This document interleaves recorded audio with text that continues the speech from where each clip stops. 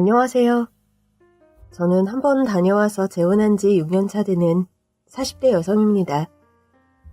처녀 시절 결혼에 대한 로망이나 결혼을 하고 싶다는 생각도 크게 없었는데 어떻게 두 번이나 결혼을 하게 됐네요.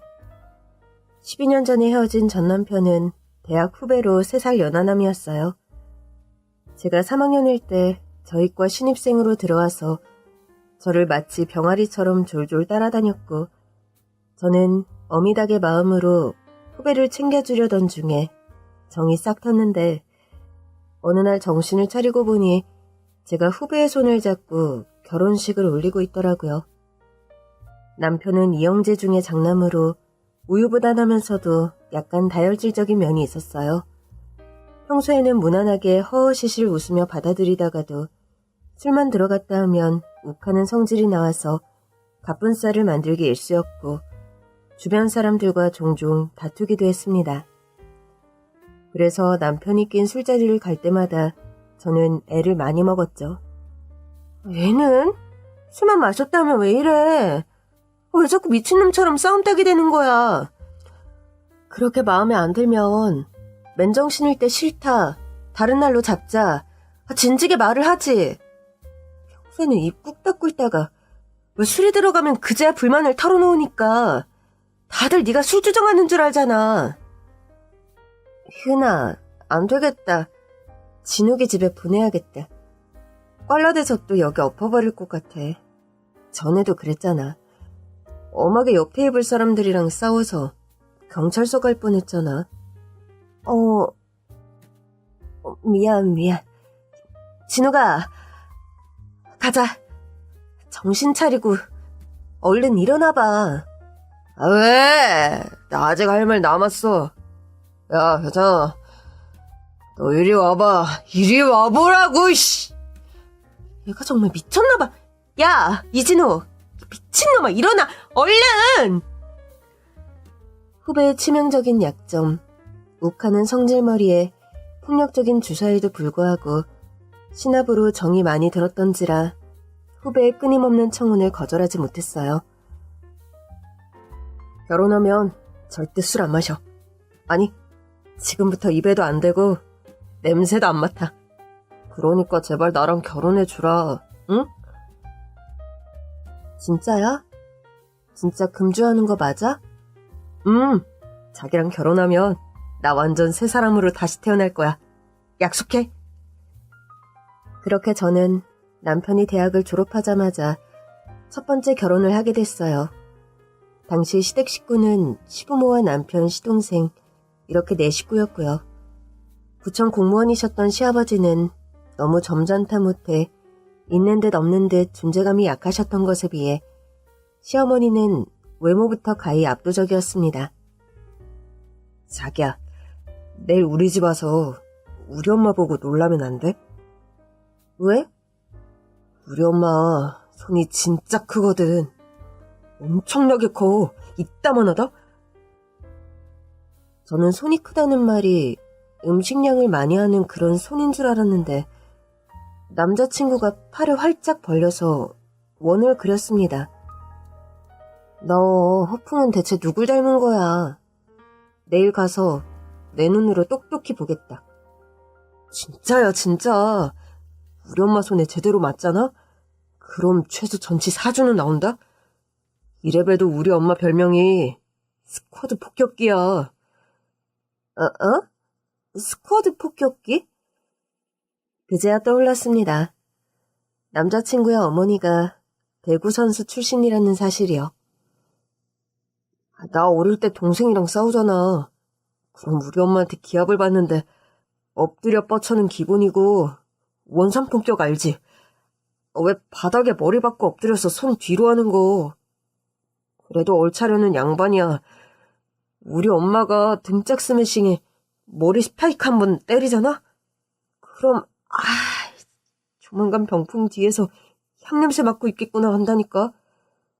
진짜 일주일 내내 머리가 우리에서 학교를 못 갔다니까. 그래서 우리는 엄마 말이면 무조건 복종. 엄마 눈밖에 안 나려고 엄청 눈치 보면서 자랐다고. 시작이다. 자기 이름은 왜 이허풍이라고 짓지? 진욱이라고 지었을까? 내일 어머니 만나면 물어봐야지. 아, 진짜야, 진짜. 자기가 우리 엄마 등짝 스매싱을 한번 맞아봐야 내 말이 진실인 걸 알지. 이걸 설명할 수도 없고. 아, 답답하네. 아, 이때 눈치를 챘어야 했는데. 그때는 말이죠. 그놈의 사랑이 무엇인지, 남편과 살면 어떤 인생의 난관도 헤쳐나갈 것 같은 대책 없는 낙관과 희망에 젖어 있었답니다.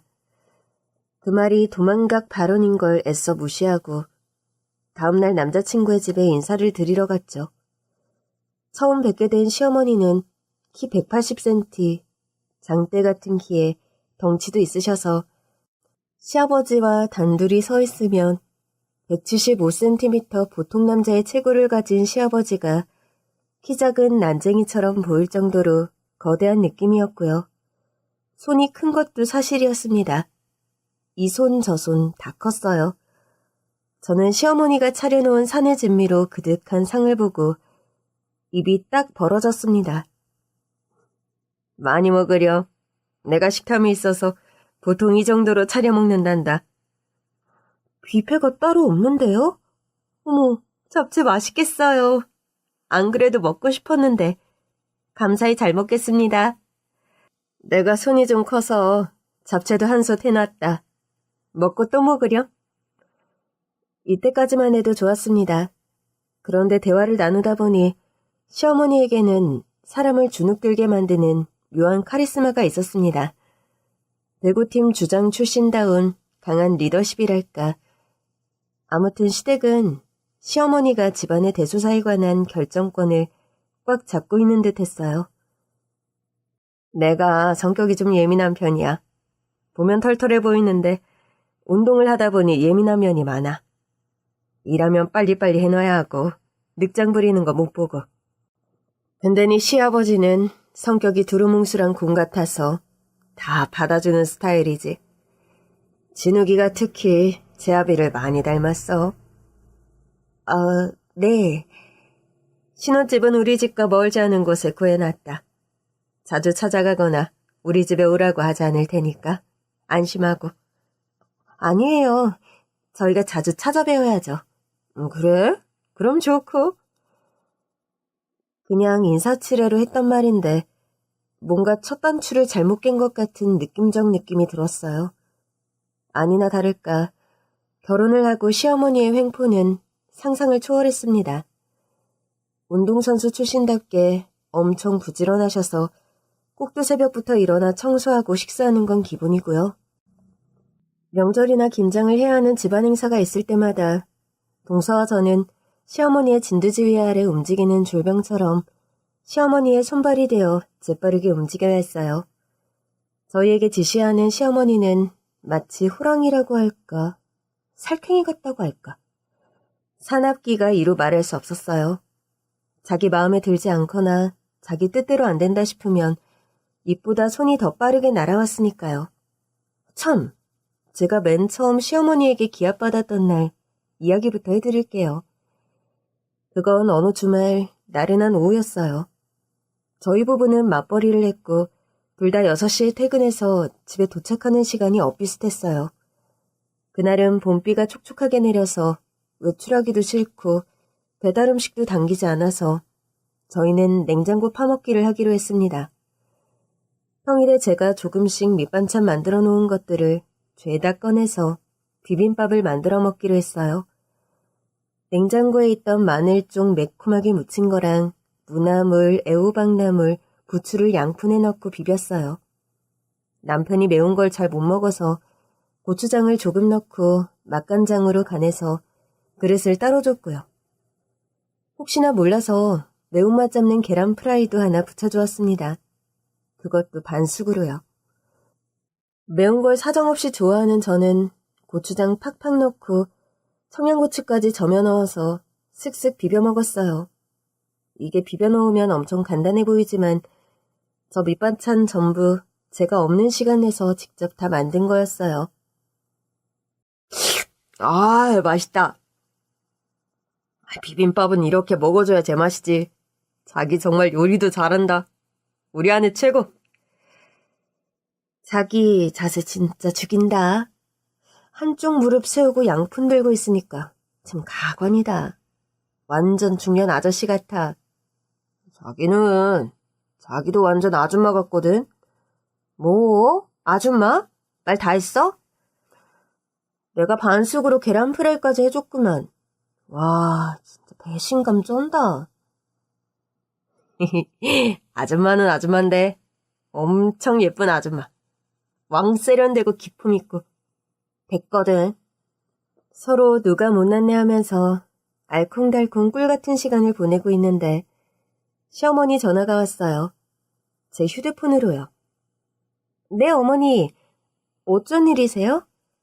뭐하냐? 진욱이는 지금 옆에 있니? 네, 옆에 있어요. 바꿔드릴까요? 그래, 바꿔봐. 시어머니는 꼭 제 휴대폰으로 전화해서 옆에 있는 신랑 있냐고 물어보고 없다 하면 그냥 끊으시고 있다고 하면 바로 신랑을 바꾸라고 하셨어요. 그래서 이번에도 신랑 바꾸라고 해서 신랑에게 휴대폰을 건넸더니 신랑이 휴대폰을 들고 있기 귀찮았는지 그냥 스피커폰으로 해서 테이블 위에 올려놓았어요. 너네 김치는 넉넉하냐? 넉넉하지. 엄마가 준 거 아직 남았어. 그래, 밥은 먹었니? 안 그래도 지금 먹고 있어. 완전 맛있는 비빔밥. 엄청 맛있어. 뭐? 비빔밥? 응, 비빔밥. 우리 여보가 계란도 넣고 부추도 넣고 야무지게 비벼줘서 지금 먹고 있는데 왜? 희은이 바꿔라. 녹이 띈 어머니 목소리에 긴장이 됐어요. 네, 어머니, 전화 바꿨습니다. 너 뭐하는 사람이니? 네? 우리 진욱이가 왜 비빔밥을 먹고 있는 거야, 지금? 물론 이때부터 감이 왔습니다. 하지만 저는 모른 척 대꾸를 했습니다. 어머니, 비빔밥이 왜요? 냉장고도 비울 겸 제가 직접 만든 밑반찬으로 비비기만 한 거예요. 직장 다니는 애 집밥을 먹으면 얼마나 먹는다고. 주말에 대충 비빔밥으로 때우는 거니? 사람이 밥심으로 사는 거 몰라? 어머니, 오늘은 그냥 비빔밥이 당겨서요. 그리고 진욱 씨도 맛있게 잘 먹고 있어요. 얘 좀 봐라. 아유, 비빔밥도 요리라고 지금 우기는 거니? 도대체 살림을 어떻게 살길래 냉장고가 텅텅 비어서 비빔밥을 해 먹어. 아내가 돼서 먹거리 챙길 생각을 해야지. 뭐 하는데 돈 쓰느라 바빠서 상놈들이 다 먹던 비빔밥을 해 먹여? 너 우리 진욱이가 벌어오는 돈 다 어디다 쓰냐? 어머니 죄송한데요. 저도 맞벌이하고 있거든요. 저도 열심히 돈 벌고 집에 와서 밥하고 설거지하고 빨래 돌리고 정신없이 바빠요. 청소는 누가 하는데? 그건 진욱 씨가 가사 분담하기로 했어서. 너 돈 번다고 유세가 장난 아니구나. 심이가 하는 말에 따박따박 대꾸하고 버릇없게. 너희들 지금 당장 집으로 와라. 시어머니의 호출에 제 가슴속이 불덩이를 품은 것처럼 활활 타올랐습니다. 그래도 어른이 부르시는데 모른 척할 수가 없어서 남편과 저는 식사를 멈추고 불이 났기 시댁으로 갔어요. 그날 처음으로 무슨 군인처럼 정신개조 얼차려를 당했습니다. 남편은 시어머니와 얼차려에 익숙한 듯 곧바로 엎드려 뻗쳐를 했어요. 자기야, 얼른 꿇어. 저는 험악한 분위기에 압도되어 무릎을 꿇고 말았어요. 너 시어머니를 얼마나 우습게 봤으면 그러니? 나는 살다 너처럼 꾸박꾸박 말 대꾸하는 며느리는 처음 봤다. 잘못했습니다, 어머니. 다시는 안 그럴게요. 됐고, 너처럼 버르장머리 없는 애들은 내가 못 본다. 며느리가 심히 말을 잘 들어야 집안의 기강이 바로 서지 않겠니? 그러니까 지금부터 내가 기강을 바로 잡아야겠으니 너희들 다 엎드려 뻗쳐 하나의 정신. 둘에 차리자. 복창한다 실시. 남편과 저는 엎드려 뻗쳤다가 일어나며 하나의 정신, 둘의 차리자를 외쳤어요. 제가 너무 어리둥절해서 머뭇거리고 있으니까. 너 때문에 기합 받는데 뭐하니? 엎드려 안 뻗쳐? 예? 예. 저는 난생 처음 하는 얼차려에 이게 꿈인가 생시인가 갑자기 왜 막장 드라마가 됐는지 알 수 없어 정신이 혼미했어요. 엎드렸다 일어서기를 한 30번 하고 나니 제 정신은 저 머나먼 안드로메다 어딘가로 탈출하고 없었어요. 그런데도 시련은 끝나지 않았어요. 김희은, 복명복창한다. 반성합니다. 반성합니다. 제대로 하겠습니다. 제대로 하겠습니다. 제대로 잘하겠습니다. 제대로 잘하겠습니다. 10회 정도 반복하자 너무 서럽고 힘들어서 울음이 터져나왔습니다. 그제야 시어머니는 저희들을 풀어주었어요. 집으로 돌아오자마자 저는 남편을 잡고 따졌습니다. 이게 뭐야? 이러는 거 가정폭력이잖아. 나 학창시절에도 이런 기합 안 받아봤어. 정도 가지고 뭘 그래. 오늘 원산 폭격 안 한 게 어딘데. 그리고 무섭게 가정폭력이란 말 하는 거 아니야. 원산 폭격? 정말 여기가 군대야? 아니, 태릉이라도 이러지는 않을 거다. 어머니, 원래 저런 분이야? 말했잖아. 우리 어릴 때는 더 심했어. 엄마가 선수 생활하면서 팀 주장을 많이 해서 그래. 이해해줘, 자기야. 두 번만 팀 주장을 했다가는 사람 잡겠다. 엄마도 안 됐어. 젊었을 때 팀의 감독 코치 때문에 기합이 잔뜩 들어가 있어서 그렇대. 그러다 보니 항상 뭔가를 지적하고 빠릿빠릿 안 하면 못 견디고 그러는 거야. 그래도 이건 아닌 것 같아. 아무튼 남편이 술만 마시면 폭발하는 억눌린 감정이 시어머니에게서 비롯된 거구나 하고 짐작하게 됐어요. 시어머니는 집안의 군기반장으로 아무런 설명 없이 무조건적인 지시만 했고 시아버지는 시어머니가 하는 대로 그냥 방관만 했어요. 아마도 괜히 나섰다가 시끄러운 분쟁을 일으키는 것이 두려워서 일부러 거부하고 회피하는 것 같았어요. 하지만 군기 잡는 시어머니의 얼차려를 당하는 저로서는 가만히 있을 수 없었죠. 나 자기 엄마한테 트집 잡히고 타박 듣고 이상한 기합 받으려고 결혼한 거 아니거든?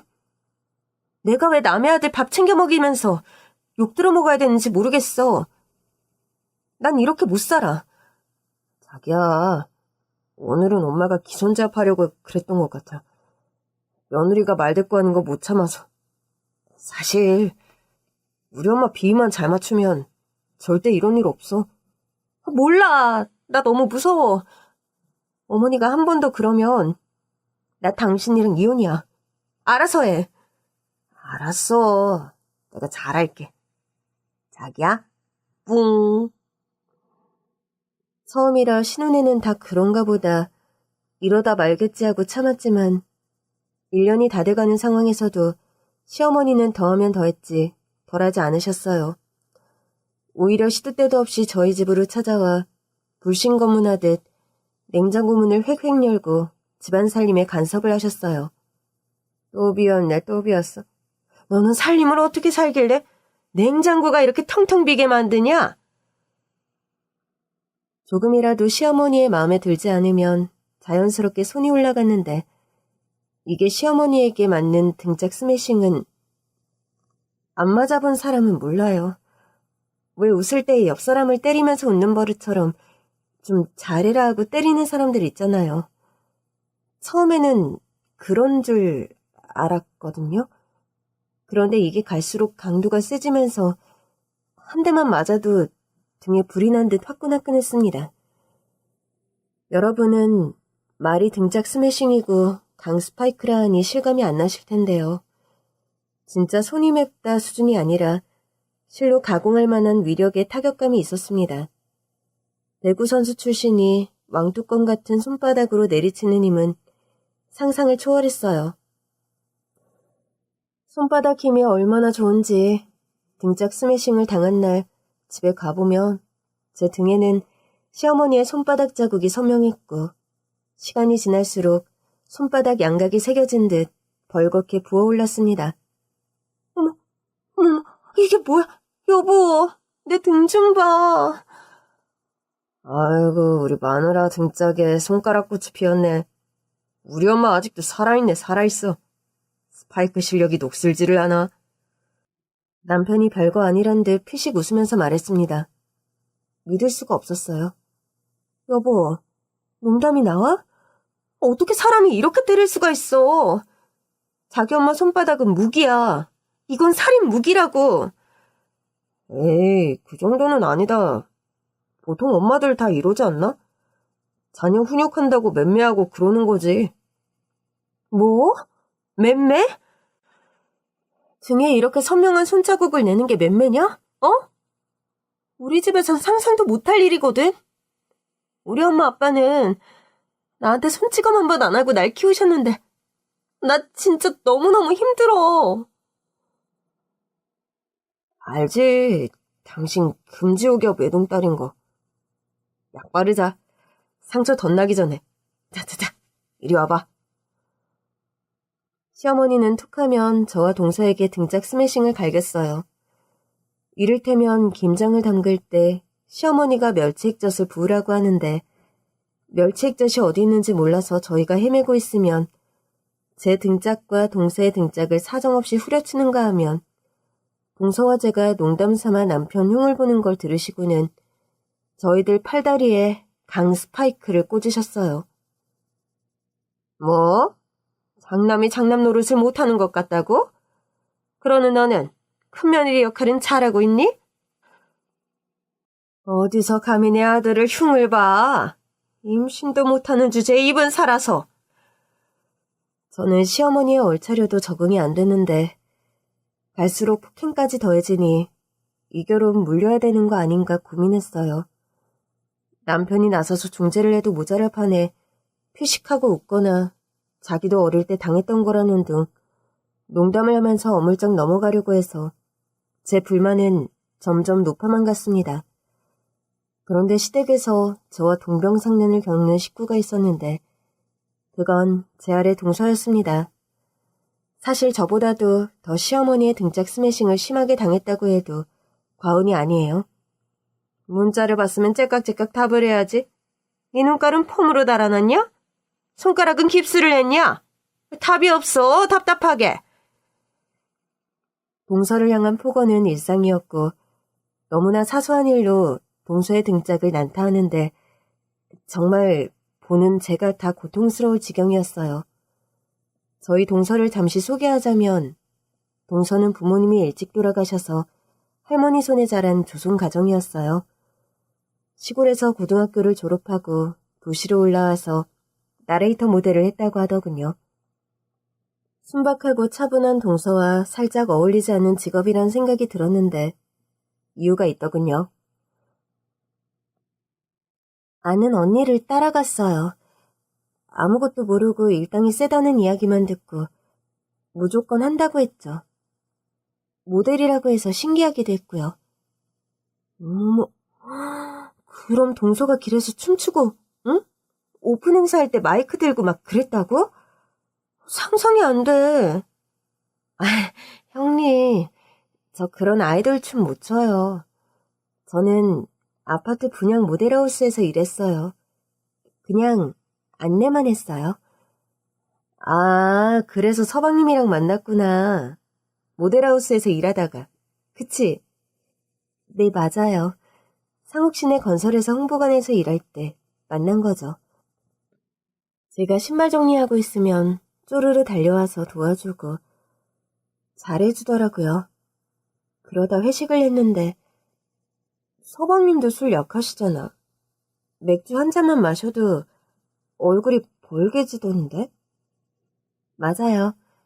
맥주 한 병도 겨우 마실걸요? 그래서 어떻게 눈이 맞았는데? 회식하다가 동서가 대신 흑기사해주고 삐리리 눈이 맞은 거야? 네. 동서가 얼굴을 붉히며 수줍게 웃었습니다. 오랜만에 보는 동서의 웃음이었어요. 동서에게서는 가슴에 묻어둔 아픔이 있었거든요. 그러니까 회식하다가 눈이 맞았던 청춘 남녀는 그날로 하룻밤 운우지정을 나누었는데 덜컥 임신이 되어 결혼까지 하게 됐는데요. 그런데 결혼하자마자 얼마 안 돼 할머니가 돌아가셨고 그때 정신적 충격이 컸는지 시골을 다녀오는 길에 아이를 유산하고 말았죠. 임산부는 장례식장 가는 거 아니라고 절대 가지 말라던 시어머니의 말씀을 어기고 다녀오던 길이라 그때부터 동서는 시어머니에게 미운 털이 단단히 박혀서 집안의 애물단지 취급을 당했어요. 사실 아이 유산으로 제일 상처받고 힘들었을 사람은 정작 동서였는데 말이죠. 몇 달을 제 몸에 품고 있던 생명을 유산한 동서의 마음이 얼마나 괴로웠을지 상상도 안 돼요. 저는 동서가 안타까워서 시집왔을 때부터 동서를 제 친동생처럼 살뜰하게 챙겨주었습니다. 동서, 이것 좀 먹어. 유산도 출산한 것처럼 몸에 무리가 간대. 그래서 산후조리를 잘해줘야 한대. 미역국이다. 국물이 진짜 뽀얗네요. 내가 바지락이랑 소고기 넣고 푹 끓였어. 입맛 없어도 미역국에 밥 말아서 한술 떠. 맛있다. 고마워요, 형님. 동서가 눈물을 머금고 말했습니다. 저 외동으로 자라서 언니는 친구들 부러워했는데요. 형님은 진짜 제 친언니 같아요. 나도 동생이 없어서 동서가 꼭 내 동생 같아. 우리 친자매처럼 잘 지내자. 시어머니 등짝 스매싱 피해가면서, 응? 할머니가 돌아가시고 그나마 기댈 곳마저 사라진 동서를 시어머니는 인간 이하의 대접을 하며 함부로 대하셨어요. 수시로 시댁에 불려가서 밥하고 빨래하고 청소하는 가사일을 도맡아 했고 시어머니의 성에 차지 않는다고 등짝 스매싱을 셀 수 없이 당했어요. 그러던 어느 날 결국 사단이 나고야 말았습니다. 그날은 시어머니의 생신날이었어요. 시어머니는 바닷마을 출신 사람이어서 생일마다 시어머니 고향에서 공수한 해산물로 끓인 미역국에 오색나물은 기본이고요. 싱싱한 대구를 넣어 끓인 생대구탕에 마른 김으로 복섬을 해야지. 내가 생일상을 받았구나 하셨어요. 하필 시어머니 생신이 평일이라서 저는 퇴근 후에야 시댁에 갈 수 있었고 동서 홀로 시어머니 생신상을 준비하기로 했는데 동서에게 미안한 마음에 반차를 대고 일찍 시댁에 갔어요. 그런데 시댁에 들어서자마자 동서가 시어머니에게 맞고 있는 현장을 목격하고 말았습니다. 이거 바보 천치 아니야? 너 일부러 그러는 거지? 내 엿먹이려고. 시미가 텔레비전을 보고 있으면 그 앞을 지나가는 게 맞아, 틀려, 응? 넌 그런 머리도 없이 이 세상 어떻게 살아가니? 네 머리는 폼으로 달려있는 거냐고, 이 모질이 등신아!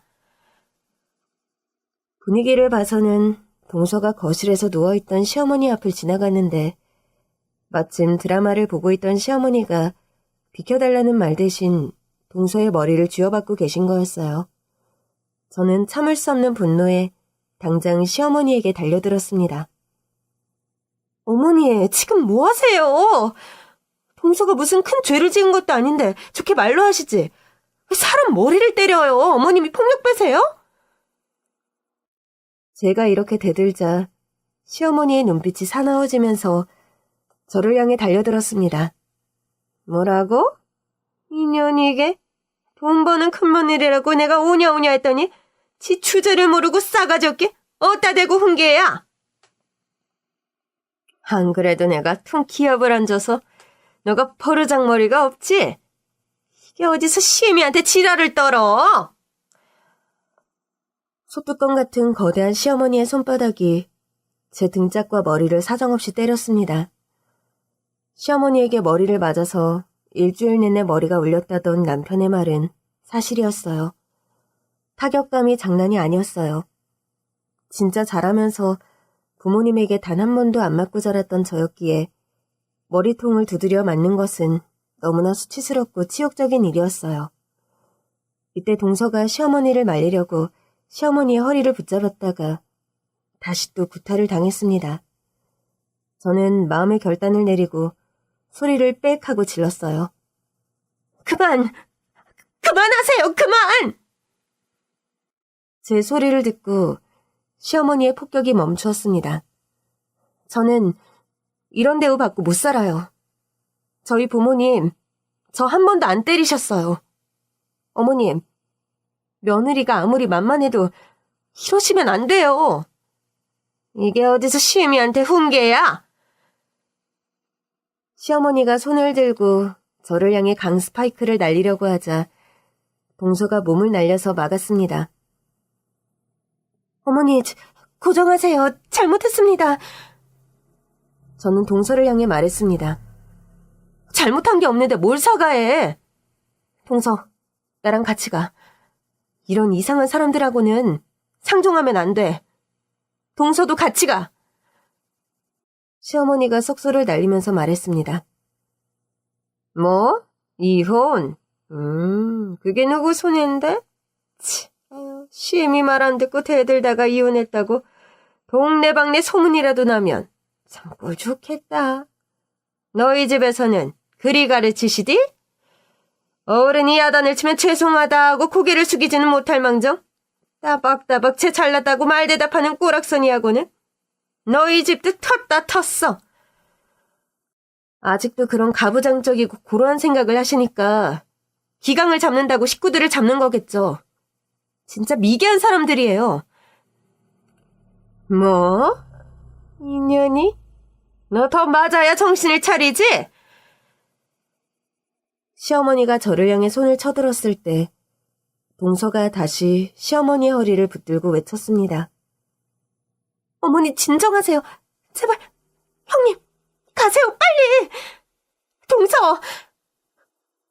동서는 딸 하나 찰 수 없다는 듯 고개를 절레절레 저었습니다. 저는 더 이상 그 여자와 마주하고 싶지 않아서 동서를 시댁에 남겨둔 채 무거운 마음으로 친정으로 갔습니다. 집에 들러서 캐리어에 필요한 짐들을 대충 싸서 친정으로 들어간 저를 보고 부모님은 난리가 나셨죠. 사실대로 말했다가는 엄마 아빠 마음이 얼마나 아프실지 알기에 차마 말을 못하겠더라고요. 그런데 몸 상태가 좋지 않았습니다. 머리는 우리하게 흔들렸고 등은 몹시 따가워서 눕지도 못했어요. 엄마, 등에 연고 좀 발라줘. 너무 따갑고 열나. 엄마가 제 등짝을 보고 기함을 하셨어요. 그러니, 이게 뭐야? 너 이거 어디서 일했어?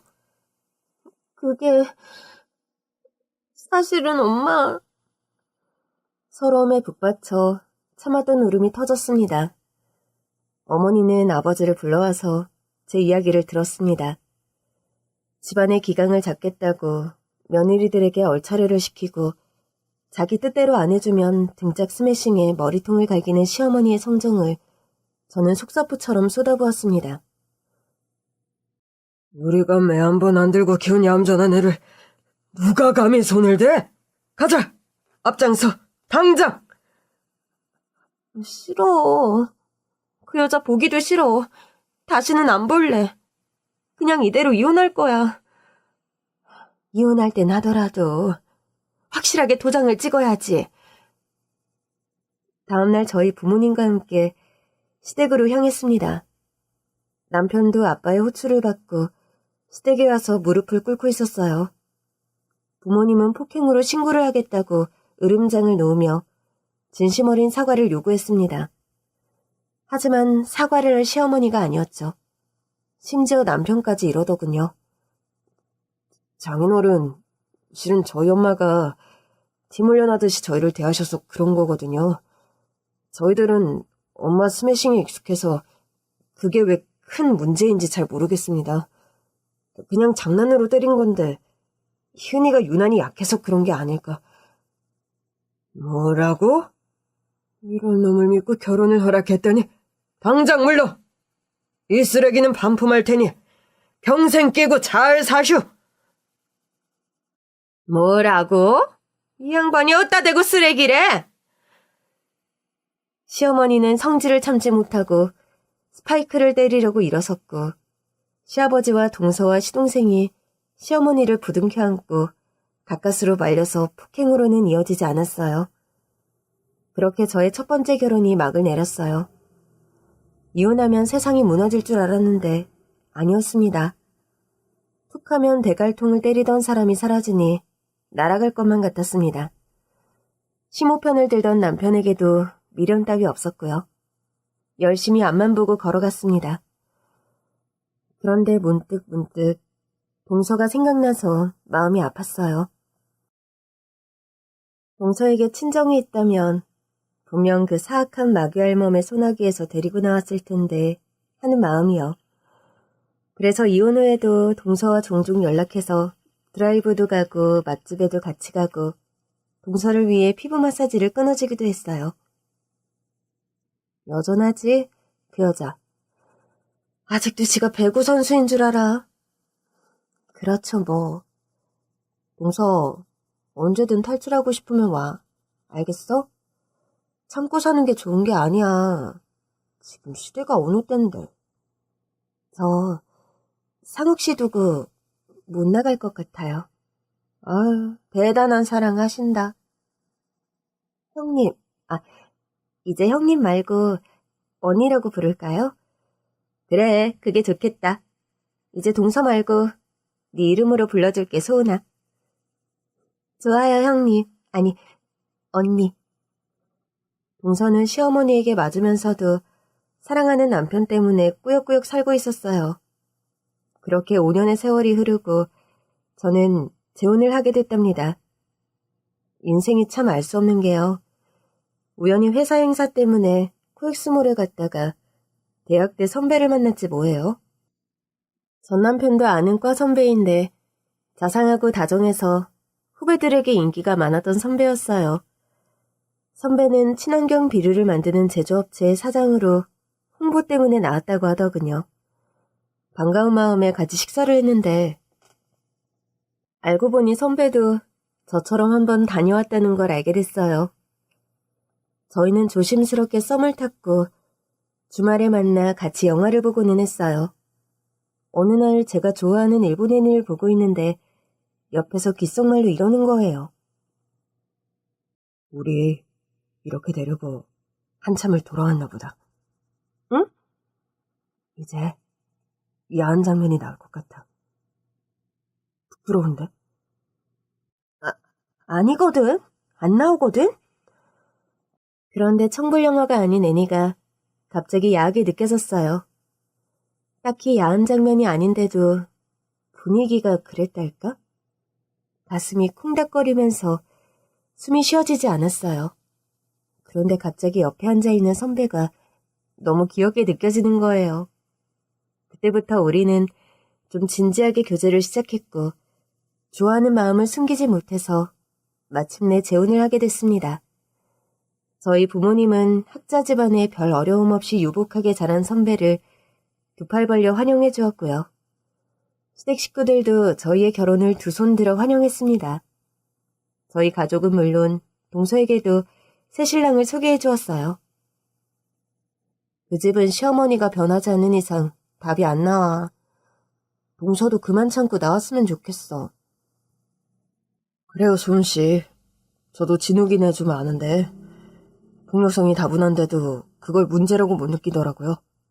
그게 제일 큰 문제잖아요. 정말 괜찮으세요? 네. 지금 당장 이혼하면 내 인생이 끝나버릴 것 같잖아. 아무것도 할 수 없을 것 같고. 그런데 아니야. 막상 이혼해보니까 나를 괴롭히던 문제가 무엇인지 객관적으로 살필 수 있게 되더라. 왜 진작에 나를 괴롭히는 요인들을 없앨 생각을 안 하고 사라져주기를 바랬나 돌아보게 되더라고. 내가 볼 때 동서는 말이야. 뭐든 할 수 있는 사람이야. 그랬잖아. 서울 올라와서 처음 한 일이 나레이터 모델이라고. 그거 누구나 할 수 있는 일이지만 아무나 할 수 있는 일은 아니야. 나레이터 모델도 한 사람이 설마 다른 일을 못하겠어? 동서가 동서 안에 잠재고 있는 잠재력을 제대로 봤으면 좋겠어. 동서는 선뜻 대답하지 못했어요.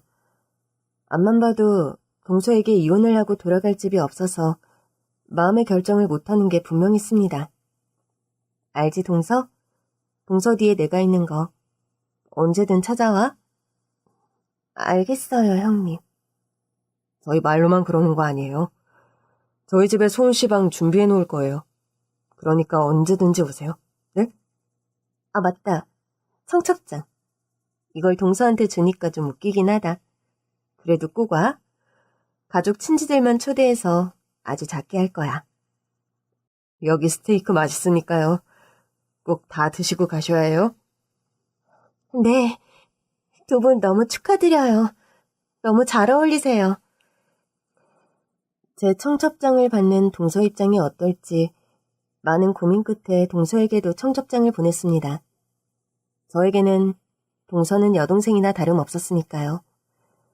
동서에게 진심을 담아 같이 걱정해주는 선배가 무척이나 든든해 보였습니다. 결혼식은 호텔에서 했지만 가족 친지만 모시고 소박하게 했어요. 두 번째 결혼이라 크고 떠들썩한 것은 사양하고 싶었어요. 이윽고 결혼식 날 두 번째인데도 너무 설레서 가슴이 뛰었어요. 신부 대기실에 앉아있는데 동서가 들어오는 게 보여서 눈물이 핑 돌았어요. 얼굴이 퉁퉁 부은 것이 여전히 맞고 사는 것 같아서 마음이 아팠습니다. 형님, 신부가 울면 안 돼요. 예쁘게 화장하고. 와줘서 고마워, 진짜. 너가 와서 너무 좋다. 근데 축의금 낼 돈이 없어서 인사만 드려요. 나중에 돈 모아서 꼭 선물할게요. 미안해요. 아니야. 나는 네가 온 것만으로도 너무 기뻐. 그거면 돼, 소은아. 너 그냥 가지 말고 식사 마치고 필요한 할 때까지 있어. 꼭. 네, 그럴게요. 이제 식 시작하나 봐요.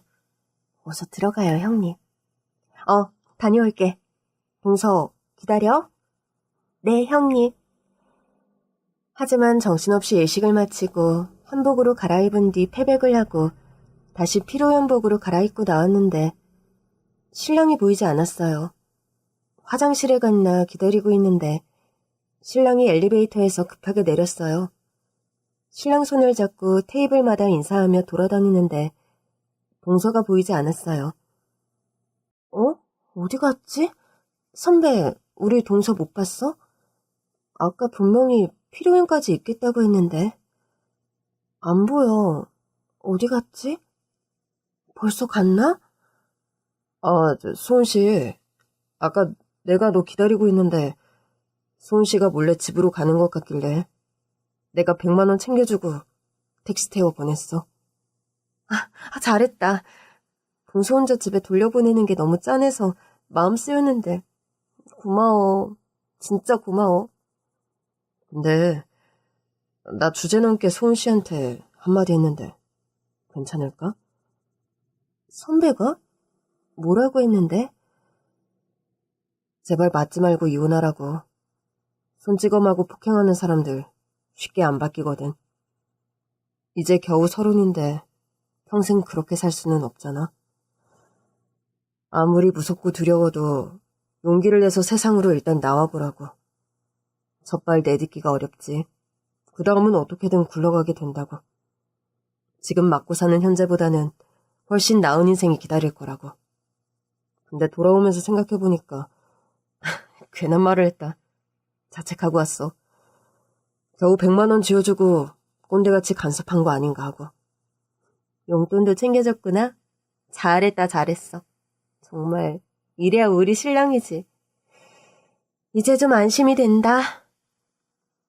필요한을 마치고 신혼여행을 다녀온 저희는 그렇게 5년을 행복하게 살았습니다. 5년이 지났지만 아쉽게 아이는 생기지 않았어요. 대신 저희 둘은 자전거를 타고 하이킹을 떠나기도 하고 전국의 맛집을 찾아 여행을 다니면서 알콩달콩 행복한 시간을 보냈어요. 그리고 한 가지, 언제부턴가 동서와 연락이 되지 않았어요. 전화번호도 바뀌고 지인들에게 수소문해서 알아보니 동서가 드디어 시동생과 헤어져서 시골로 돌아갔다고 하더군요. 이혼하고 저한테 연락 한번 줬어도 좋았을 텐데 좀 섭섭하기도 하고 서운하기도 했습니다. 그런데 달이 차면 기운다고 저희 집에도 먹구름이 끼기 시작했어요. 코로나 여파로 남편이 하는 친환경 비료 사업에도 제동이 걸렸습니다. 사람들이 외식하면서 쌀을 평소 보름 먹던 걸 한 달 정도 먹는지 쌀 소비가 크게 줄어들었고 경기 악화로 일반미에 비해 가격이 비싼 친환경 쌀을 아예 판매를 중단하면서 친환경 비료도 타격을 받았습니다. 처음에는 사정이 어려운가 보다 했는데 코로나 기간이 길어지면서 남편 사업은 판로를 찾지 못하고 망하기 일보 직전이 되었어요. 그때 동서가 거짓말처럼 연락을 해왔어요. 그것도 남편 회사로 전화가 왔다고 해서 깜짝 놀랐습니다. 저와 남편은 반가운 마음에 약속 장소로 나갔죠. 5년 만에 만난 동서는 몰라보게 변해 있었어요. 머리부터 발끝까지 왕세련된 커리어 우먼이 되어 돌아온 동서가 믿기지 않았습니다. 동서, 오랜만이다. 왜 연락도 없이 잠적한 거야? 나 많이 섭섭했다. 형님, 미안해요. 새 인생을 살려고 하니까 마음을 다 잡지 않으면 안 되겠더라고요. 형님한테 전화하면 분명히 형님 집으로 오라고 할 테고 그럼 저 또 형님한테 기대고 의지하고 나약하게 그럴 것 같아서요. 근데 남편 회사는 어떻게 알았대? 아, 제가 농산품 농기계 쇼핑몰을 운영하고 있거든요. 대한민국 농업에 관한 정보는 매의 눈으로 쫓고 있는데 제가 알던 회사 이름이 나오잖아요. 부도위기에 처해 있다고. 맞아. 코로나가 금방 끝날 줄 알았는데 이렇게 심각해질 줄 몰랐어. 그래서 제가 연락을 드린 거예요. 저희 쇼핑몰 생산자들은 대부분 농부들이잖아요. 제가 판로를 소개해드릴 수 있을 것 같은데. 어떠세요? 뭐? 그게 가능해? 그렇게만 해주면 너무 고맙지, 안 그래, 여보? 그렇지. 근데 친환경 비료라 가격대 때문에 꺼리는 분들이 많으세요? 아니에요. 유기농 작물 재배하는 산지가 얼마나 많은데요. 제가 판로를 개척해드릴 수 있어요. 그렇게만 된다면 숨통이 좀 트일 것 같은데. 동서는 시동생과 이혼하고 곧바로 기숙사가 있는 코딩학원을 등록했대요. 명문대 4년제 대학을 나오고 미국과 유럽, 중국에서 경력직으로 일하던 다양한 청년들과 같이 코딩을 배우며 창업을 준비했다고 해요. 애들은 젊고 똑똑한데 저는 이미 나이도 많고 학력도 고졸이잖아요. 같이 공부하던 친구들은 수료를 하자마자 대기업에 취직하거나 학원장이 소개해주는 스타트업에 들어가는데 제 학력으로는 딱히 불러줄 데가 없는 거예요. 그래서 결심했죠. 온라인 쇼핑몰을 차려야겠다고. 제가 잘하는 게 뭘까, 장점이 뭘까 곰곰이 생각해봤는데요. 제가 농촌 출신이잖아요. 농업 관련해서는 좀 낫지 않나 생각이 들어서 곧바로 시골로 내려가서 창고를 얻어서 컴퓨터 들이고 곧장 사업을 시작했어요.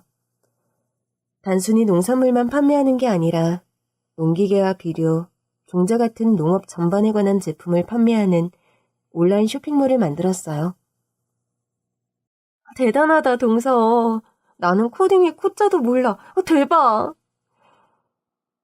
처음 3년 동안은 새벽 4시에 일어나서 밤 11시까지 일했어요.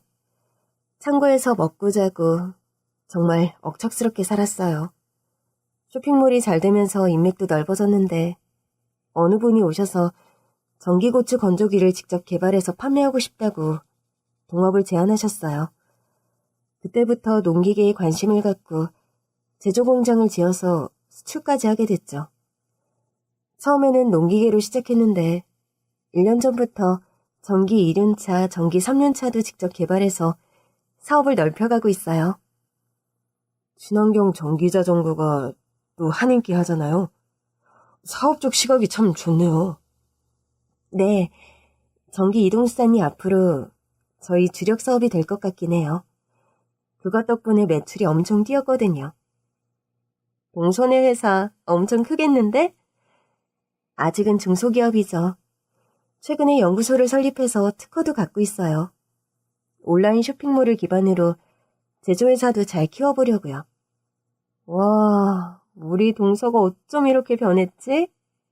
그때 내 결혼식에 왔을 때만 해도 완전 겁 많은 소녀 같았는데 이제는 당당한 여성 문화의 아우라가 와우 흘러 넘친다. 형님, 부끄럽게 그러지 마요. 진짜야. 도대체 우리 동서가 이렇게 멋지게 변한 계기가 뭐야? 두 분이 저에게 주신 용기 덕분이죠. 형님이 그랬잖아요. 제가 맘만 먹으면 뭐든 할 수 있다고. 그날 형부도 용기를 북돋워 주셨어요. 세상 밖으로 한 발 내딛기가 어렵지만 첫 발만 내딛으면 어떻게든 가게 되어 있다는 말씀을 새기면서 형부가 주신 100만 원을 보태서 곧바로 코딩 학원을 등록했고요. 그때 해주신 말씀 늘 간직하고 살았어요. 지금의 저를 만든 건 88이 두 분의 조언이었어요. 동서의 인맥과 적극적인 지원 덕분에 남편의 사업은 활로를 개척하고 다시 궤도에 올랐습니다. 사업이 다시 안정적으로 자리 잡아서 저희 생활도 편안해졌고요. 동서와 저희 부부는 종종 식사를 같이 하는 좋은 관계를 유지하고 있습니다. 동서는 남자친구 없어? 이렇게 멋지고 근사한 여성을 가만히 놔주지 않을 것 같은데?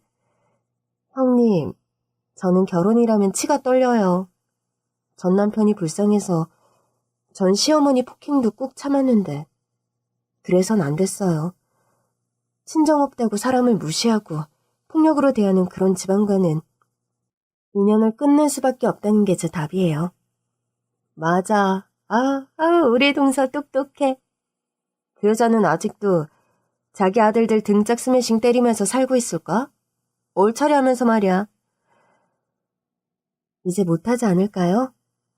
제가 그 집안 쫄딱 망하게 하려고 이혼할 때 위자료 청구하면서 폭행 사실도 다 까발렸고요. 대한배구협회랑 시아버지 구청, 아주버니 회사랑 남편 회사 홈페이지 게시판에다가 한 달 내내 고속글로 도배했거든요. 응? 동서가? 네. 저도 받은 대로 갚아주려고요. 나중에는 방송사 홈페이지에도 제보할 생각이었는데 시어머니와 상옥씨가 찾아와서 무릎 꿇고 빌길래 그건 눈 감아주기로 했어요.